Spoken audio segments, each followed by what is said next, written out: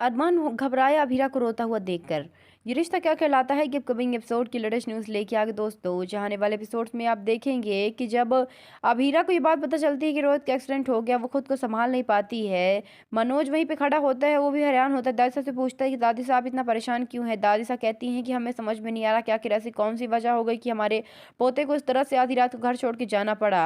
उसके बाद फैमिली वाले सब बहुत एक्साइटमेंट होते हैं। वो सिर्फ एक बात याद रखते हैं कि रोहित घर वापस आ रहा है और उसी की तैयारियों में लगे होते हैं। वहीं तब दूसरे दिन अभीरा भी घर छोड़ने का फैसला करती हैं और कहती हैं कि मैंने रोहित को ढूंढ दिया, मैंने वादा किया था और मुझे मेरा बॉक्स भी मिल गया, इसलिए मैं घर छोड़ के जा रही हूँ। तब विद्या उससे माफ़ी मांगती है और दूसरा मौका भी मांगती है कि वो अरमान और अपनी फैमिली और अपनी तरफ से उससे दूसरा मौका मांगती है कि उसने उसे गलत समझा और रोहित के जाने का ब्लेम उस पर लगा दिया।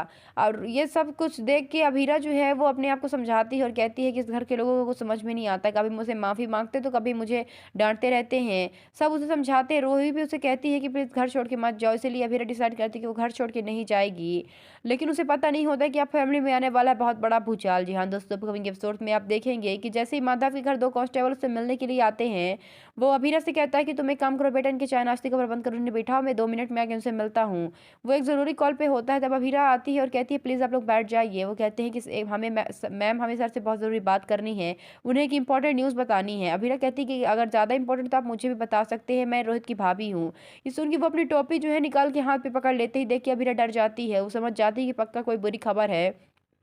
जैसे ही माधव को पता चलता है कि रोहित का एक्सीडेंट हो गया और वो कहीं मिल नहीं रहा है, इतना सुनते हुए वो टूट जाता है, वहीं पे वो गिर जाता है। उसे कुछ समझ में नहीं आता, वो खुद को संभाल नहीं पाता।